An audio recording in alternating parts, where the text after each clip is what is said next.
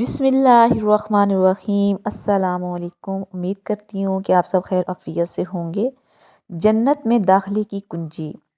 حضرت نعمان بن کوکر رضی اللہ عنہ رسول صلی اللہ علیہ وسلم کی خدمت میں حاضر ہوئے اور عرض کیا، یا رسول صلی اللہ علیہ وسلم، اگر میں فرض نمازیں پڑھتا رہوں اور حرام کو حرام اور حلال کو حلال جان لوں تو کیا میں جنت میں داخل ہو جاؤں گا؟